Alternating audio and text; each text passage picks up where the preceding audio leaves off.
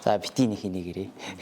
Энэч гээд сур идэлээ бас сонирхоосоо өв соёлтойгоо ойр байгаасаа хүүхдүүдээ бас энэ гүр сүлжээ сур идлийг санал болгоосай л гэж ерөнхийдөө хүсэж байна. Энэ бол бид бүхний бас нэг мартаж болохгүй өв соёл.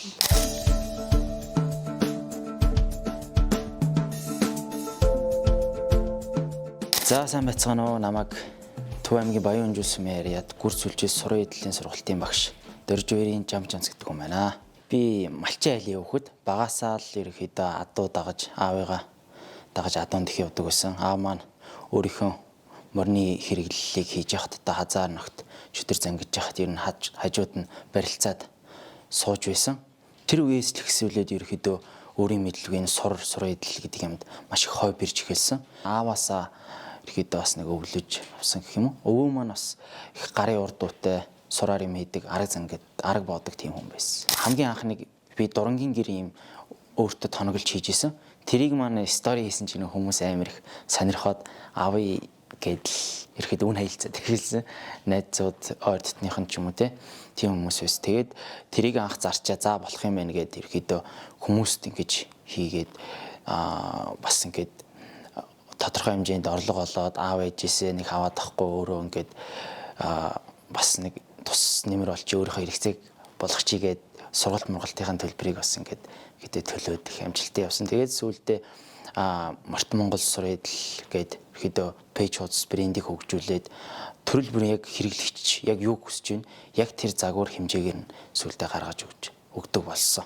Хүн болгон одоо хөдөөнийхэн маань одоо сур идлээ одоо илдэж амжихаа байцсан, илдэж чадхаа байцсан. Яг сур хэрэглэж байгаа хүн үү гэхээр бас цөөхөн метрийн юм маш их хэрэгжилж байгаа. Тийм болохоор энэ өв соёлыг хөдөөний залуучууд маань одоо битгий мартаасай энэ өв соёлоо түгээн дэлгэрүүлээд хөдөө авах амьдралдаа энэ өхрийнхээ арьсыг илдээд одоо түүхий идэ хаяггүйгээр ингээ илдээд сур хэрэглэлээ хийгээд өөрийнхөө хэрэгцээг хангаа яваасай л гэж хүсэж байгаа. Зөвхөн хөдөө орон нутаг гэлтгүй бас хотын залуучууд маань их сонирхож байгаа. Ямар сур идлийн анхан шатны мэдлэггүй штэ хаа гэж уцаар ярьдаг. Асууж лавладаг. Тэгэхээр зүгээрээ ч ороод ирээ гэнгүүт нөгөө бид бүхэн хоорондоо нөгөө групп чаттай. Тэгээ тэнцэнээс яг нэг анги шиг бие биенээс юм асуугаал явчихна. Тэгэл групп чатан дээрээ чатлал. За энэ дээрээ анхаараарай ингэдэж шүү тэгдэж шүү гээл бие биен дээрээ анхны юм одоо тусламжийг бол хэлээл явчихдаг бас. Бас их гоё найрсаг. Тэгээд бид бүхэн ч бас хаяада агаар салхинд гарна ийш тийшээ явна үзэсгэлэн бодолдаанд ч явна шүү дээ бас шинэртэйгээ хамт. Сур идлэл хийгээ сууж яхад маш гоё тайвширдаг. Нэг өдөр ингээл амар стресстэй байлахад орон нэрэл сураа хийгээл сураа сүлжээл юм аягаал сууж хат анхаарал маш төвлөрдөг. Тэгээ стресс амар тайлагдж тайвширдаг. Амар өргөн цар хүрээтэй бас тэл сэтгэдэг юм болов энэ бас хар хүнцэг амар өөрчлөгддөг юм бэлээ. Гараар ингээд юм шүлжээ суугаар ингээд тарих амар хөгждөг гэж ярьд юм бэл. Бас онлайн үед. Тэгээд бас тодорхой хэмжээнд юм хийгээд байгаа юм чинь тэрийг нь сонирхож маш нэг гоё шин загвар гаргаад хийх юм бол тэрийг нь бас хүмүүс худалдаж авъя гэдэг. Тэгэхээр бас эдийн засгийн хувьд маш их орлоготой байдаг. Яг хичээл сургуультай явна. Тэгэл ирээл хазаараа хийгээл тэгэл багшаа зарчлаа гээл. Тэгээ одоо энийг яаж зарах вэ гэж бас зөвлөгөө аваад зарахын хүртэл би зааж өгдөг. Шүлжмэл сур идлийг одоо энэ гадуур нэг юм тушаа ойлголттой байдаг. Сүлжмэл сур идэл хэврэг гар сур амар бүх болдог. Тэгэхээр гар сураар л хийлгмээр наад юм шүлжмэл хазаар хайчин гэдэг. Гар сураар хийж болно. Гэхдээ маш бартаг бүдүүн болдог. Тэгэхээр үйлдвэр сураар хийхээ маш гоё чамин гоё болдог. За тэр хэврэг болоод нэхэр юунаас шалтгаалаад нэхэр үйлдвэр сураар хийсэн шүлжмэл хазаарыг хүмүүс хэврэг гэж яриад байгаа шүү дээ. Анханасаа түүхийдээ яаж бэлтгэсэн байна тийм ээ? Үхрээ ярьсаа одоо үхрээ ярьсаа бэлтгэж байхдаа нэг хутганы зүсэлд орсон тийм сурыг одоо илдэж хийсэнс болоод хүмүүс нэг анзаарахгүй тоохгүй хутганы зүсэлтийн үйлдвэр сураар хазаар сур идэл хийхээр хэврэг болоод идэг. Тийм болохоор тэр зүйл дээрээ анхаарад хоёрт ч бас нөгөө шүүн дээрээ бас үйлдвэрээсээ гаргаж байгаа шүү тэр бүх юм дээрээ анхаарчих юм бол ерөөдөө бас маш их зүгээр болдог. Тэгээд шүлжмэл сур идлийг тостой чихтэй тийм сураар хийвэл бас их зүгээр болдог.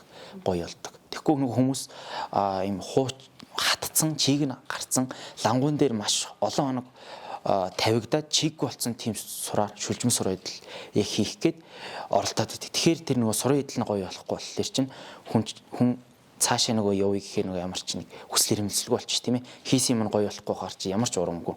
Тэгэхээр л суран дээрээ бас маш сайн анхаарах зүйтэй байх гэж бодож байна. зах зээлийн дундаж үн бол шүлжмэл хазаар нэг 200-аас 250 300 мянга орчим байдаг. За дам тарих гэхэд 100 мянга. Иж бүрэн багцаар болохоор 400 500 мянга. Тэгээ хос морины багц гэхэд 800 мянга авчдаг. Гадаадаас бас их авдаг. Ерөнхийдөө Монголдо маш их хэрэлттэй байдаг. Хүмүүс маань нэг захиалга өгөхдөө нэг сар 7 хоног багадаа л 7 хоног хүлээж иж авдаг маш их ачаалтай. Өвөр Монгол уртлаас их авъя гэж надад санал ирдэг. Залуучууд сурагч нараа юм хийх юм бол багш руугаа зургийг явуулаарай. Алдааг нь хэлээд өгье. Тэгэх юм бол дараагийнхаа одоо бүтээл хазаарыг хийхдээ тэрэн дээр засвал та маш хурд сте сайжирна гэхэд ерөөдөө шавнараас маань ерөөдөө нэг ихний 3 хазаарыг хийхэд яг эхнээс яг хийсэн хазаараа зургийн дараа явуулаад надаас зөвлөгөө аваа явахад бол 3-аас 4 хазаарын ард дээр бол маш эрс сайжирсан байдаг. Хүмүүс одоо сая гэхэд говь алтайд манай нэг шав цогтод мега гэж шав сурын эдлийн нөгөө юу үзэсгэлэн худалдан болсон. Яг сум орон нутаг аймагта. Тэгээ сурын эдлэлээр оролцсон чинь нөгөө гинт манай сургалтанд суугаад нэг сар гарны дараа гинт гарч ирээ гой хазаарууд хийгээд очисон чинь тэр хүмүүс нөгөө юу яагаад чи хүнээс хазаар худалдаж авчираад гээд оролцлоо. Чамд тооцохгүй моцохгүй гэж ярьсан. Тэрнээс л нөгөө маш хурдтай сайжирсан. Алдаагаа ингээ хилүүлээд багштай болохоор ч маш хурдтай сайжирч байгаа болохоор хотод байгаа тийм хүмүүсээр ингээ ярилцж хагаад ийм тийм жанжин сураар бүх юм нь сураар хийж болох байсан. Ингээ арамын усгоод гадуур ингээ сураар шүлжээд ингээ ийм жанжин хийгсэн юм төлөлгөөтэй. Зоригтой байгаа залуучууд бид бүхэн маань. Тийм болохоор зоригтой байхаараа бас бид бүхэн маш хурдтай сайжирч байгаа. Өвөг дээцээс уламжлалж ирсэн Монгол улсын одоо бас нэг эх орны маань одоо нэгэн ондоош л болоод байгаа шүү дээ. Одоо гадаад орнож байдаг ч юм уу тийм ээ. Одоо Парис гэх нэг цамхгаараа ондоошдаг бол бид бүхэн ч болохоор өв соёлоороо адуу болон адуу дохсон өв соёл, морины иж бүрэн хэрэгсэл буюу сур сурн эдлээрээ тэр дамаа эр хүний маш нэгэн гоё гангараа чимэг болж явдаг. Тэгэхээр бас энэ хотын хүүхдүүд маань бас их сонирхоосоо одоо эцэг эхчүүд маань ерөөдөө хүүхдүүдээ бас нэг багч болов ерөөдөө энэ өв соёлтойгоо ойрхон байгаад одоо энэ сур эдлээ бас сонирхоосоо өв соёлтойгоо ойр байгаасаа хүүхдүүдээ бас энэ гүр сүлжээ сур эдлийг санал болгоосай л гэж ерөнхийдөө хүсэж байна. Энэ бол бид бүхний бас нэг мартаж болохгүй өв соёл.